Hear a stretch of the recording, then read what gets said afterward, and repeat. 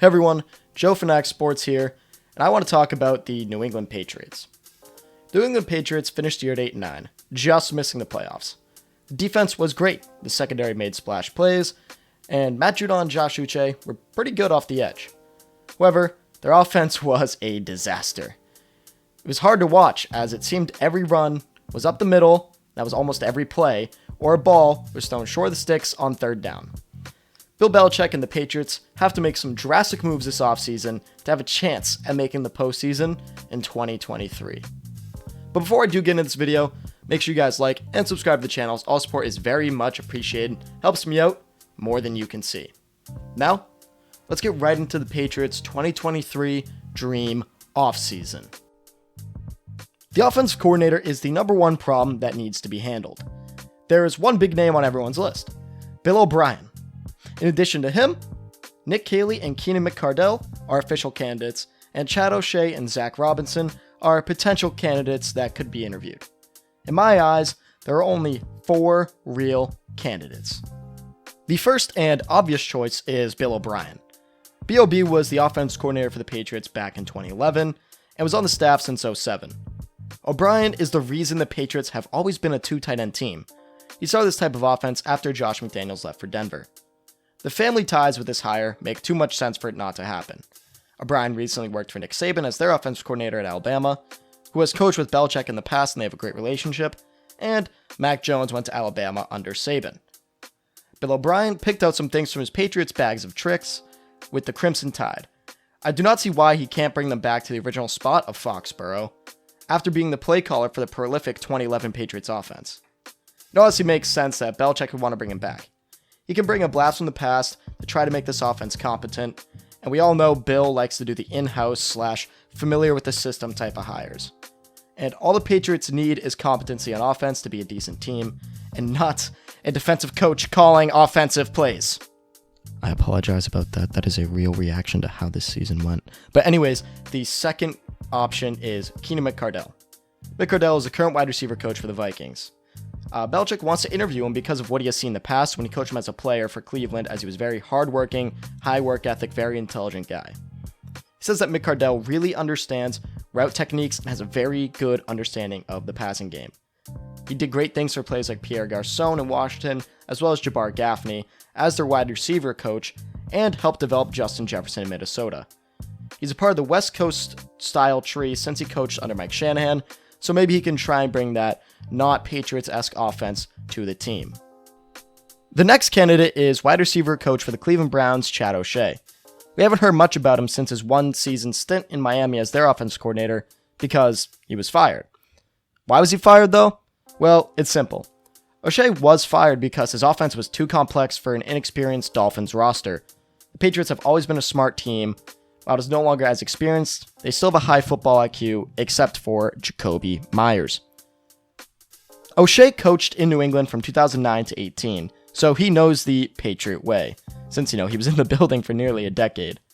As time went on, he had a larger load in decision-making when it came to the offense for the Patriots, and O'Shea just knows how to coach for a Belichick-led team, and just like O'Brien, can bring back some similar play-calling styles that the Patriots are used to. Last but certainly not least is Zac Robinson, quarterbacks coach for the LA Rams. He's extremely new to the offensive coordinator pursuit, and as the quarterbacks coach for the Rams, he's grown a lot since being hired in 2019. Allegedly, he's a great mentor for quarterbacks, and is credited with helping to fix their mechanics and things of that nature. This can help Mac fix some issues he had in the past, and improve throughout the year, as all Patriots fans want to see. Sean McVay is quoted saying that he is a rising star in the profession, and is obvious to see with the Rams. In training camp, the Patriots were trying to install a McVay-Shanahan type of offense, and Zac Robinson could help this team transition to that McVay offense that we have seen work for other teams, like Kevin O'Connell and the Vikings. McVay's offense is the future of the NFL. Hirings from this coaching tree are very common, and adding creativity to this offense, like a McVay system, can help Mac Jones figure out what works and what does not work, while having a coach that actually might believe in him, unlike Matt Patricia. However, there is one issue. Mac Jones will be on his third offensive system in 3 years if Zac or Keenan McCardell are brought in. Unlike Bill O'Brien and Shea, Robinson has never been on the Patriots offensive coaching staff. This could end up being a problem, but we don't know yet. There have been many times when young quarterbacks have struggled because they had too many coaches. I do think Robinson is worth taking a flyer on because it brings something new to the Patriots offense, which is a very rare occurrence. The offensive coordinator position is not the only important aspect of the Patriots offseason. Free agency is right up there. With Devin McCourty and Matthew Slater set to retire, there are some other current free agents on the roster. Nelson Agholor, Damian Harris, Jonathan Jones, Jacoby Myers, and more are in need of new deals. Out of the big names, you let 3 of them walk.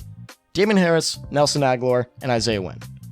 Damian Harris was great for the Pats, but his injuries and the potential money he might ask for aren't worth it with Ramondre Stevenson, Kevin Harris, and Pierre Strong Jr. on the roster. Agholor obviously isn't worth bringing back, he sucks, enough said.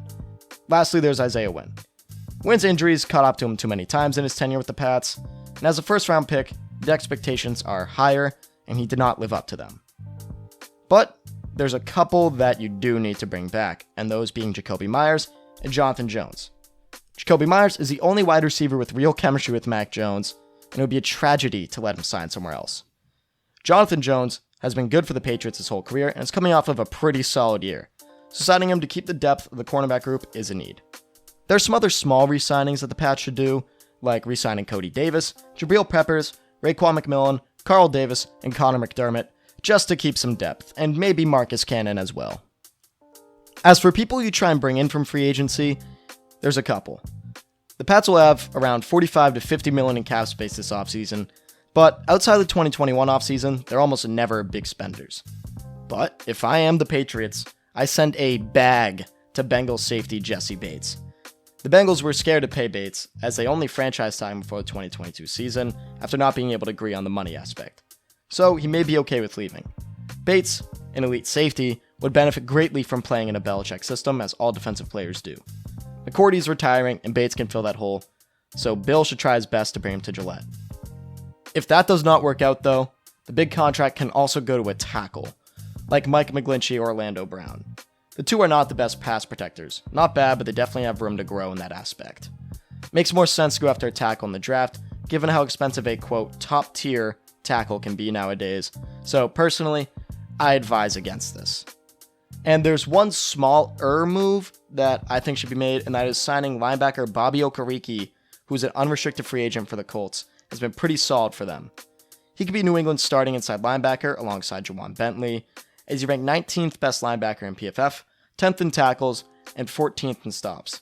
He's not a star, but him and Bentley would certainly be a decent linebacking duo.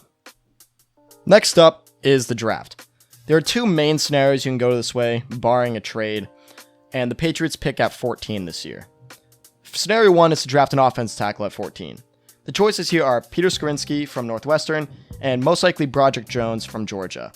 Isaiah Wynn leaving and Trent Brown not being that good leave a hole at tackle, and these 2 quick, athletic tackles can help fix that. If this is the way they go, the Patriots should draft a wide receiver on day 2, then inside linebackers and safety depth in the later rounds. Scenario 2 is nearly the same, but flipped. Patriots go for wide receiver at 14. The prospects here are Quentin Johnson from TCU, Jackson Smith-Njigba from Ohio State, and Jordan Addison from USC. If they can choose between the 3, you ignore Johnson, because he struggled against better competition and bigger corners, and that rarely translates well into the NFL. While it can be fixed, it's not an easy task. Addison is a talented route runner and has great ball skills, which will give Mac a receiver who can actually get open and make plays downfield. Smith-Njigba is coming off an injury, but is a great talent at the receiver position. He has elite route running, footwork, body control, and ball skills, but lacks great speed. Between Addison and Jackson, you can almost not go wrong, so I'm okay with either choice. After round 1, you go for tackle on day 2 or 3, and the same as scenario 1 for the later rounds, inside linebacker and safety depth. And the last but pretty important thing to address is the trade rumors, as there have been some rumors floated around about trading for a wide receiver. Names like mostly DeAndre Hopkins, but as well as Mike Evans, T. Higgins, and Brandon Cooks have come up. I would really like 2 of these guys, Hopkins and Higgins. Hopkins is older, so the price tag to trade for him will be smaller, but he does have a $30 million cap hit this year, so that hurts a lot. And T. Higgins is due for an extension soon. The Bengals may not be able to pay him, given that Bates is a free agent and Burrow and Chase are coming up in the next couple of years. Bill should do whatever he can to trade for one of these guys. Hopkins is still playing like a top 10 receiver, at least when he had Kyler Murray. Obviously, when you have whoever their backups even were, I don't even remember. He's not going to play as great. And he's most likely going to be like a round 2 pick. And Higgins, I don't really know what his trade value would be, but I'd be willing to give up a couple of mid-round picks, like a second. Maybe I'll give up a first, but we'll see what happens there. While these are all the big moves, there are definitely some smaller moves that can probably be done that I did not focus on, but I want to talk about the most important ones. Let's see if Bill grows some balls and tries to repeat his 2021 offseason spending spree, except let's not miss on some big money deals this year, like Jonnu Smith and Nelson Aguilar. And with all that being said, that is it for me, guys. Thank you for tuning into Fanatic Sports. If you made it this far in the video, come on, just give it a like and subscribe to the channel. All support is very much appreciated. Helps me out more than you know. Also, follow me on Instagram at FanaticSports25 and on Twitter and TikTok at Fanatic Sports. This is Joe of Fanatic Sports, signing off.